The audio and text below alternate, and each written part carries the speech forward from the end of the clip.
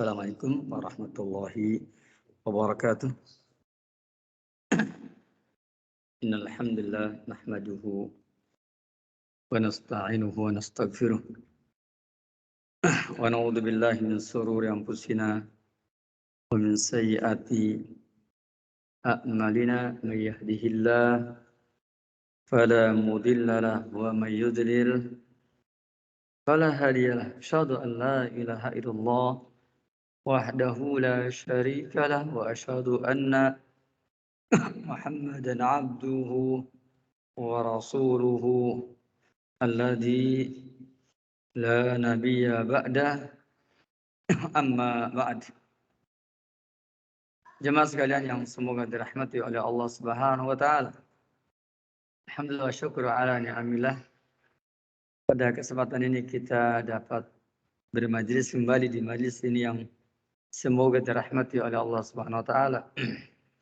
Salawat dan salam semoga terlimpah curahkan kepada Nabi kita yang mulia Nabi Muhammad sallallahu alaihi wasallam, kepada keluarganya, kepada para sahabatnya, serta kepada pengikutnya yang setia sampai yaumul qiyamah. Baiklah jemaah sekalian, a'azzanallahu yakum. Sekarang kita masuk kepada pembahasan dari kitab Rasul Barad, syarah kitab Al-Adabul Mufrad, yaitu hadis yang ke 350 ya. Ya, bab 161, babu fadli ziarah, bab tentang keutamaan berziarah. Hadis yang ke-350 ini adalah hadis yang sahih yang diriwayatkan oleh Imam Muslim rahimahullah dalam kitab Al-Bir Wasilah. Babu fi fadlil hubbi fillah, bab tentang keutamaan cinta karena Allah. Dan di dalam bab ini hadis yang ke-350 adalah hadis yang sahih. Qala al-Imam Al-Bukhari rahimahullah, kata Imam Bukhari, hadatsana Sulaiman bin Harbin wa Musa bin Ismail qala hadatsana Hamad bin Salamah, telah menceritakan kepada kami Hamad bin Salamah an Sabitin an Abi Rafi an Abi Hurairah an Nabi sallallahu alaihi wasallam qala, dari Abu Hurairah dari Nabi sallallahu alaihi wasallam. Kata Nabi sallallahu alaihi wasallam, zara rajulun akhan lahu, seorang laki-laki berziarah untuk mengunjungi saudaranya di qaryatin, yang berada di satu kampung. Di qaryatin yakni di satu kampung. Kemudian fa arsadallahu lahu malakan ala madrajatihi, lalu Allah tabaraka wa taala mendudukkan malaikat ya di jalannya. Kemudian faqala, dia berkata, aina turid, malaikat itu bertanya, hendak kemana engkau? Qala,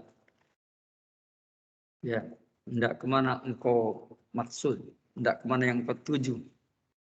Qala, kata orang tersebut, akhun li fi hadhil qaryah, yaitu kepada saudaraku yang berada di kampung ini.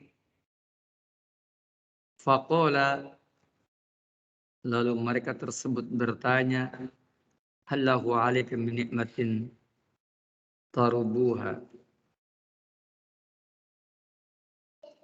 apakah dia mempunyai nikmat, kesenangan atas kamu yang mana kamu ya hendak memperbaikinya dan juga engkau bangkit kepadanya dengan sebab itu. Qala, kata dia, la tidak. Jadi aku datang ke sana bukan karena ada kesenanganku yang aku sukai, atau aku datang ke sana bukan karena aku ingin motif-motif dunia yang lainnya. Kata dia, la tidak. Inni uhibbuhu fillah. Aku datang kepada saudaraku itu karena aku mencintai dia karena Allah. Qala, maka malaikat berkata, fa inni Rasulullah ilaik. Sesungguhnya aku adalah utusan Allah yang diutus kepadamu. Annallaha ahabbaka kama ahbabtahu. Sesungguhnya Allah mencintaimu sebagaimana engkau telah mencintai dia, saudaramu. Barakallahu fikum jemaah sekalian. Kita ini babnya tentang fadli ziarah, keutamaan ziarah, keutamaan berkunjung.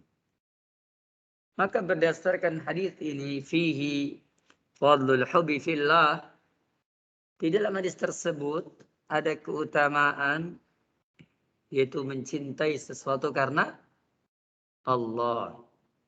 Itulah sebabnya saya berulang-ulang tidak bosan mengatakan, oh, kecintaan kepada Allah ini, yakni mencintai sesuatu karena Allah ini, merupakan satu di antara 6 pilar utama dalam agama kita. Pertama, al-hubbu fillah, cinta karena Allah. Yang kedua, al-bughdu fillah, benci karena Allah. Yang ketiga, al-fi'lu lillah, mengerjakan karena Allah. Yang keempat, at-tarku lillah, yakni meninggalkan karena Allah. Yang kelima, al-i'ta'u lillah, memberikan karena Allah. Dan yang keenamnya, al-man'u lillah, menghalangi, tidak memberi, yakni juga karena Allah Subhanahu wa ta'ala. Begitu. Selanjutnya jemaah sekalian semoga dirahmati oleh Allah SWT. Dikatakan bahwa fihi fadlul hubbi fillah wa annahu sababun li hubbillahi ta'ala al-abda. Ya, di dalam hadis tersebut menerangkan tentang keutamaan cinta karena Allah, dan sesungguhnya siapa yang mencintai karena Allah itu akan menjadi sebab Allah pun akan mencintai hamba tersebut. Ya, jadi siapa yang mencintai karena Allah itu yang akan menjadi sebab Allah mencintai hamba tersebut. Dan saya ulangi lagi dengan tidak bosan, prinsip tentang cinta itu 3. Pertama, cintailah Allah saja. Yang keduanya, cintailah apa-apa yang Allah cintai. Dan yang ketiga, cintailah siapa saja yang dicintai oleh Allah Subhanahu wa ta'ala. Kemudian yang kedua, fihi fadilatu ziyaratis salihin wal ashab al akhyar. Di dalam hadis tersebut ada keutamaan berziarah, menziarahi, mendatangi orang-orang yang soleh, wal ashab al akhyar, dan teman-teman yang baik. Ya, di dalamnya ada keutamaan menziarahi orang-orang yang soleh dan teman-teman yang baik. Ya, teman-teman yang baik.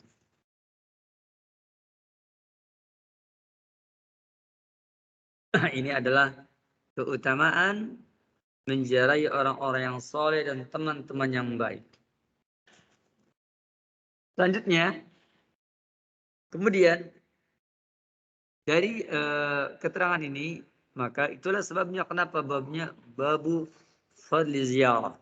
Bab tentang keutamaan ziarah. Ternyata orang yang berziarah itu yakni memiliki keutamaan apa itu? Bahwasanya dia akan dicintai oleh Allah sebagaimana engkau mencintai orang yang engkau ziarahi. Baik, barakallahu fikum. Selanjutnya, hadis yang ke-162.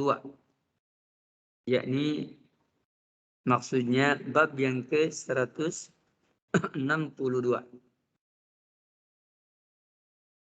Babnya adalah babur rajul yuhibbu qauman walamma yalhaqu bihim.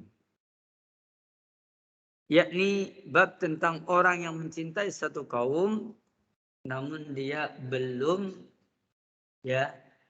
seperti kaum itu. Bagaimana kalau kita mencintai satu kaum seperti kita sekarang ini, umpamanya kita memahami Quran dan Sunnah dengan pemahaman para sahabat Nabi. Kita mencintai para sahabat Nabi, tapi kita masih belum bisa seperti para sahabat Nabi.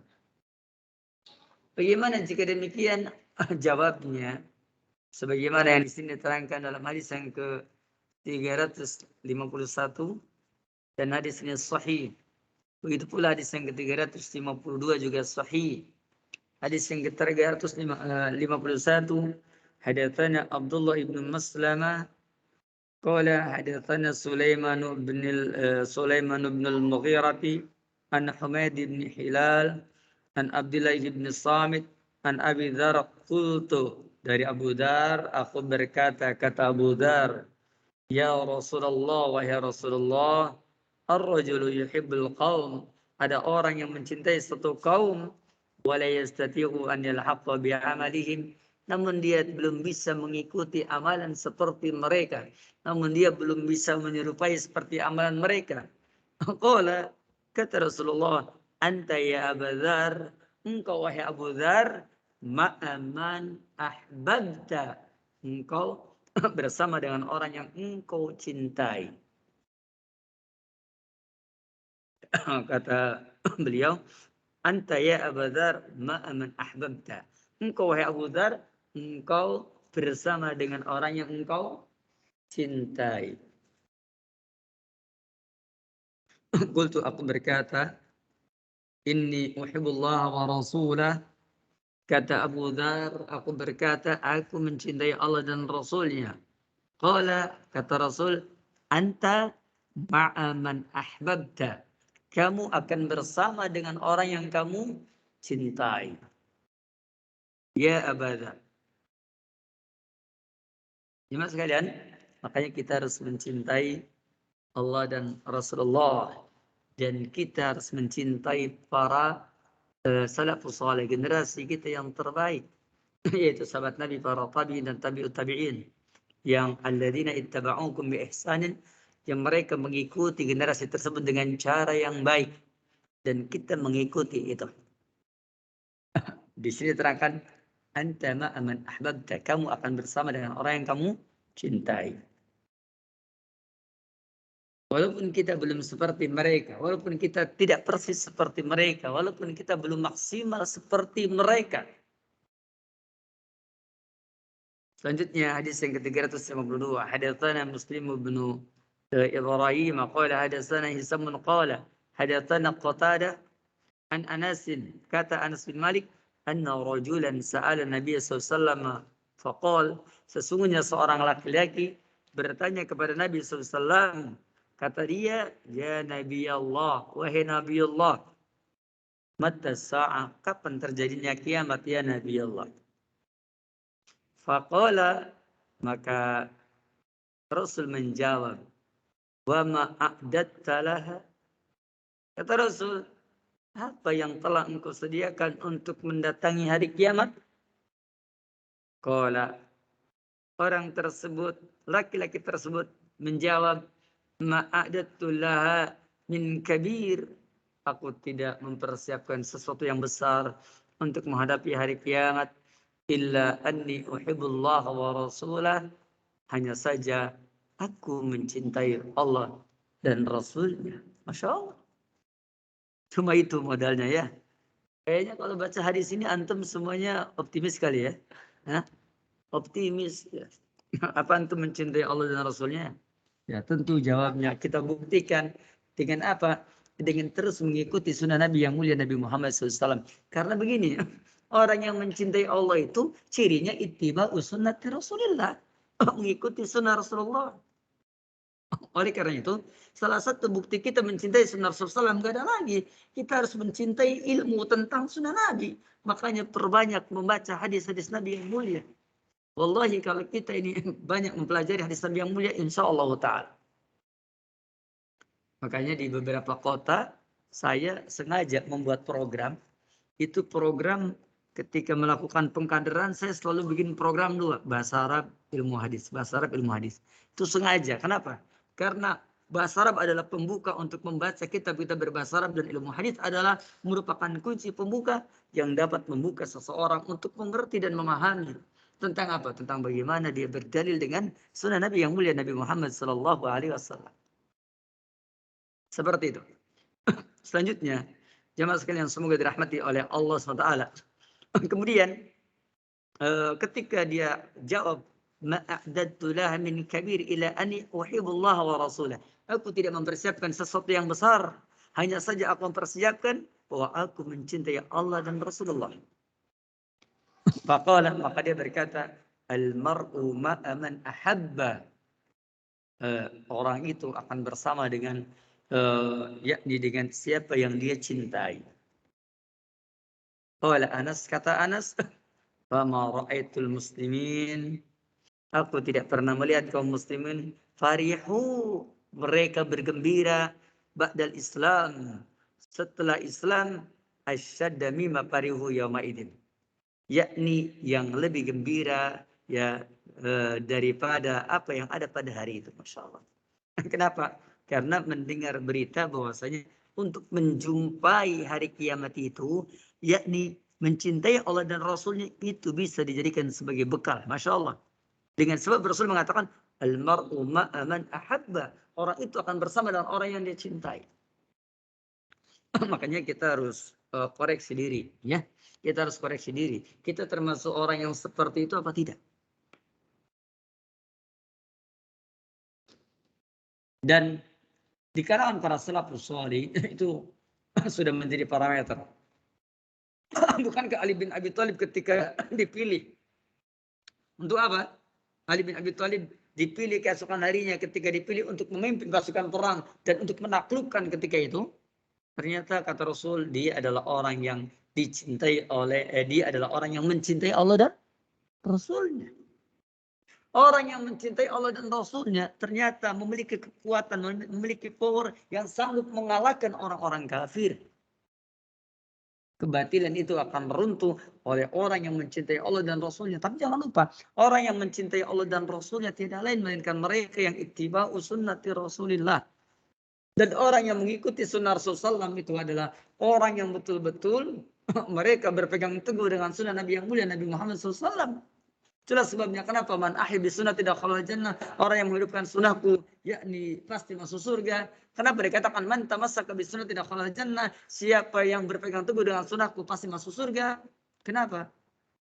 Karena tanda kita mencintai Allah dan Rasulnya adalah mengikuti sunnah Nabi yang mulia Nabi Muhammad SAW. Makanya kajian tentang hadis itu penting. Ya, belajar tentang hadis itu penting.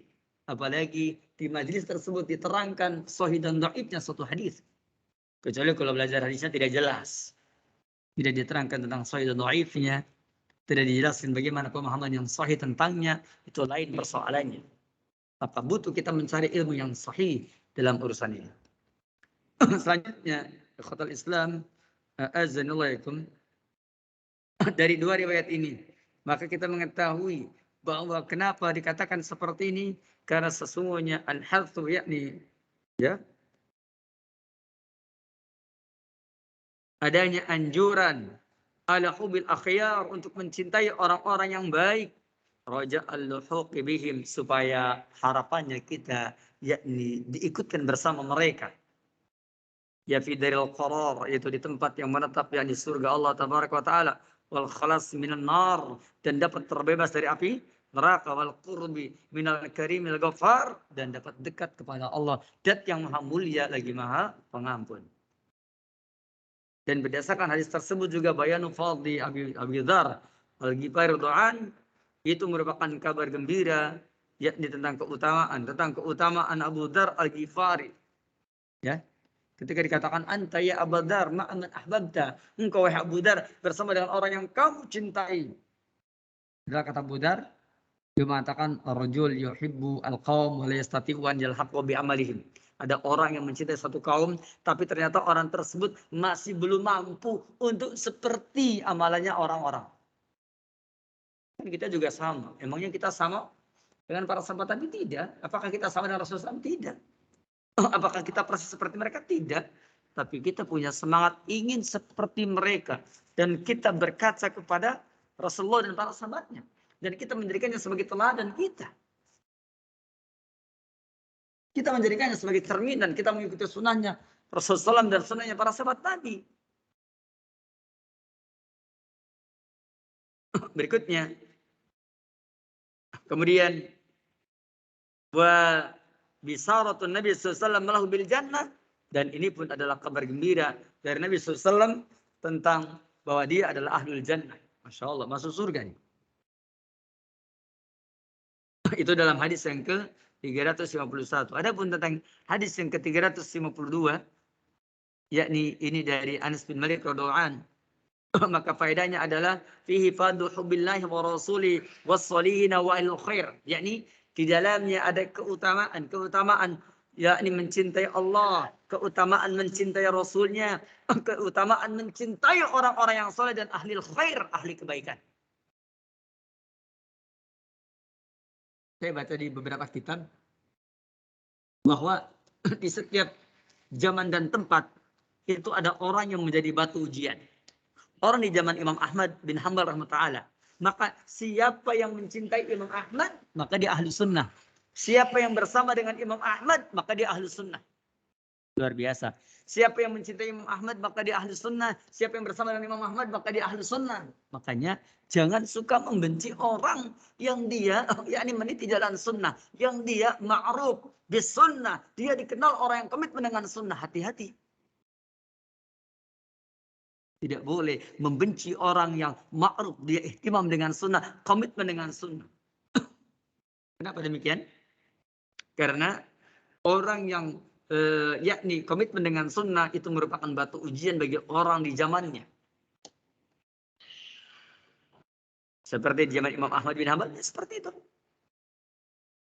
Begitu pula para ulama kita zaman sekarang ini, yakni juga mengatakan, mereka menyatakan bahwasanya sebagaimana dulu pun juga pernah dikatakan oleh Al-Imam Ad-Daraqutni, kata Imam Ad-Daraqutni, min alamati ahli bidah, di antara ciri ahli bid'ah adalah al-waqi'atu li ahli al-athar, yaitu orang yang membangun permusuhan dengan ahli athar. Itu min alamati ahli bidah. Jadi kalau ada orang, dia adalah ahli al-athar, dia adalah ahli sunnah, dia adalah ahli hadis, dia adalah orang yang mengamalkan hadis, maka kita tidak boleh mencelaknya. Tidak boleh mencelaknya. Dan siapa yang mencelaknya, maka berarti dia terjangkiti atau terpapar virus yang namanya ahlul bidah. Di zaman Imam Asy-Syafi'i, Imam Syafi'i adalah sebagai batu ujian. Di zaman Imam Malik juga demikian, dan seterusnya. Jadi kalau kita melihat ada orang, dia ma'ruf di satu negeri, bahwa dia adalah ahli sunnah, dan dia ma'ruf mendakwahkan kepada sunnah, tidak boleh mencela. Dan kalimat tidak boleh mencela bukan berarti bahwa kita harus taklid kepada dia, bukan berarti bahwasanya yakni kita tidak boleh, bukan berarti bahwa kita harus mengikuti apa kata, tidak. Kalaupun dia memiliki kesalahan, maka persoalan kesalahan yaitu urusan kesalahannya saja. Jangan kemudian mencaci maki orangnya. Seperti kita mencintai al-a'imah al-arba'ah, itu 4 imam mazhab umpamanya, seperti kita mencintai ahlu sunnah yang lainnya. Maka ketika mereka memiliki kekeliruan, kita hanya bicara tentang kekeliruannya, dan kemudian juga yakni kita membahas secara ilmiah tentang kekeliruannya, tapi tidak dengan mencacati orangnya. Apalagi dengan mencaci maki, mencercanya, maka itu tidak boleh. Merendahkan itu tidak boleh. Selanjutnya, farhatus sahabatul azimah fi hadzal hadis, bahwasanya para sahabat Nabi ini yakni sangat bergembira dengan para sahabat Nabi, yakni sangat bergembira sekali, ya. Para sahabat Nabi yang besar sangat bergembira dengan hadis ini. Id kanu yuhibbunallah wa rasulah, karena mereka mencintai Allah dan Rasulnya. Waqad basarahum an Rasulullah, dan Rasulullah memberikan kabar gembira kepada mereka bahwa siapa yang mencintai Allah dan Rasulnya, maka dia akan menghadapi hari kiamat nanti dengan penuh keteguhan, dengan penuh yakni kegembiraan. Anal mar'a yaumal qiyamah ma'aman ahabba, karena seseorang di hari kiamat nanti bersama dengan siapa yang dia cintai. Kemudian fatawaqqa'u annahum yakununa fil jannah, lalu mereka pun yakni akan yakni berada di surga ma'an Nabil Karim sallallahu bersama dengan Nabi kita yang mulia Nabi Muhammad sallallahu alaihi wasallam. Demikian, mudah-mudahan bermanfaat, mudah-mudahan berfaedah apa yang tadi saya jelaskan. Dan dipersilakan barangkali ada pertanyaan. Ya, mungkin ada 8 menit kurang lebih. Bisa dilihat Pak, berapa menit lagi? 8 menit? 7? Ya lumayan. Fadol, barangkali ada pertanyaan, silakan.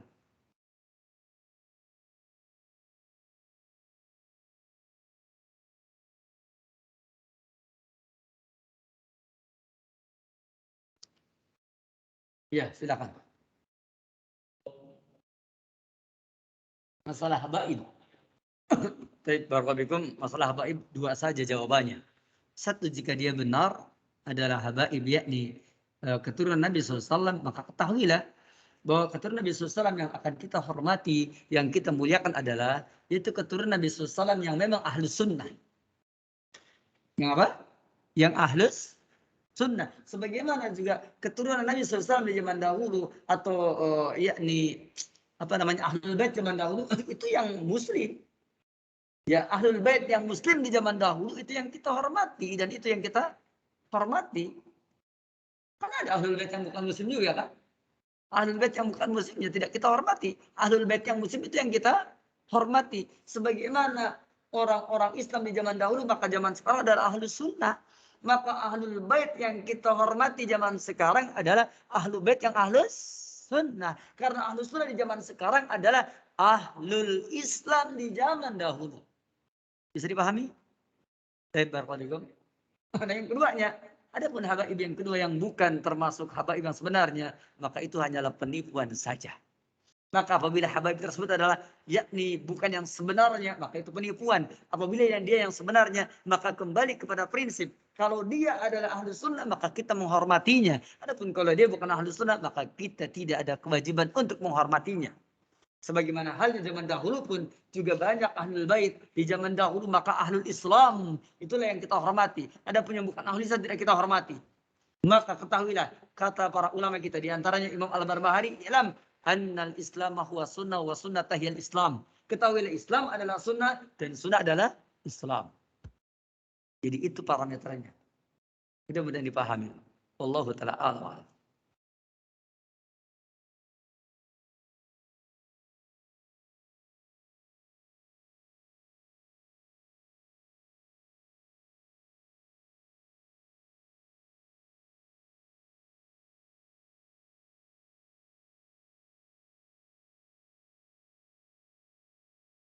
Ada lagi?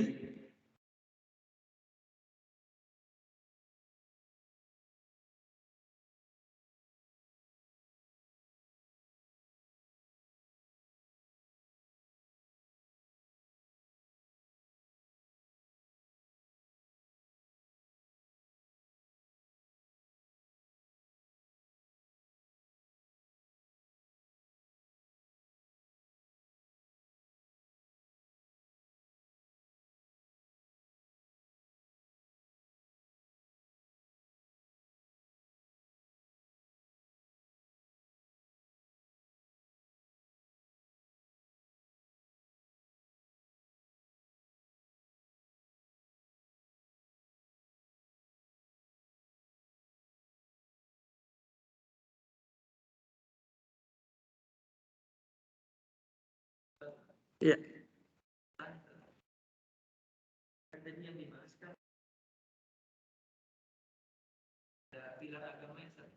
Ya.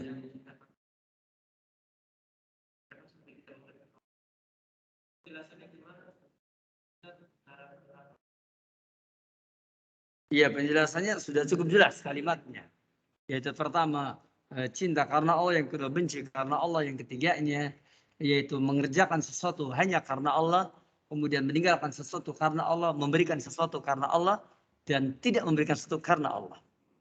Kalimatnya sudah cukup jelas.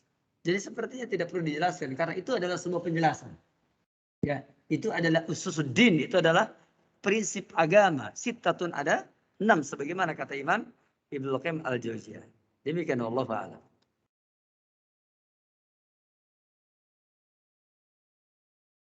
Ada lagi?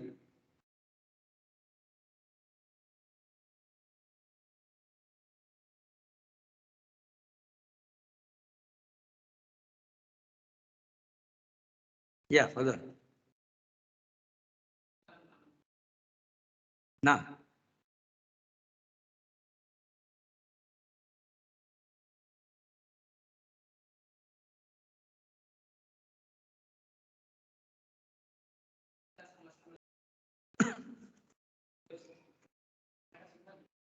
namanya juga mulhaq.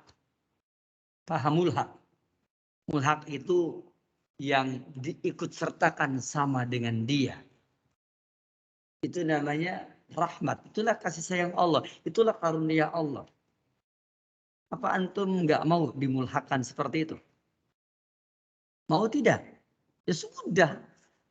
Kalau antum mau, walaupun gini ya, kita ini tidak termasuk orang yang nomor wahid, umpamanya. Bukan orang papan atas, tapi kita dianggap sebagai orang yang masuk papan atas. Mau tidak? Mau tidak? Ya mau. Orang suruh masuk ke surga, aku nggak mau. Ya mau. Begitu. Adapun persoalan kekurangan, Allah yang menutupi. Adapun persoalan kekurangan, Allah yang menyayangi kita. Kan kita tahu bahwasanya kita ini masuk surga birahmatillah, dengan kasih sayang Allah, bukan dengan apa? Bukan semata-mata dengan amalan kita. Amalan kita kagak ada apa-apanya, ya kan? Tetapi dengan kasih sayang Allah, kemudian Allah samakan kita dengannya. Wah, ini pemberian yang luar biasa. Jadi antum nggak usah putus asa. Anda perhatikan, ada beberapa riwayat yang cukup panjang sekali yang menceritakan tentang apa? Tentang Nabi kita yang mulia Nabi Muhammad SAW menjelaskan bahwa orang masuk surga tanpa hisab 70.000 orang. Nanti setiap 1.000 menarik 70.000 orang lagi. 70.000 dikali dengan 70 menjadi berapa? Yaitu menjadi 70 kali 70.000 menjadi 4.900.000. Kemudian kata Rasulullah SAW, dan 3 kali cedukan tangan Allah. Sampai kemudian Umar ibn Khattab, orang yang sangat soleh itu mengatakan, ya Allah, mudah-mudahan aku adalah orang yang masuk ke dalam cedukan yang terakhir. Saking tawadhu'nya dia. Padahal dia ranking 2 kan? Hah? Ranking 2. Antum ranking berapa? Jadi itulah bedanya kita dengan para salafus soleh. Para salafus soleh, mereka terdepan tapi mereka rendah diri. Rendah hati, maaf. Rendah hati. Adapun kita terbelakang tapi kita pede gitu kan.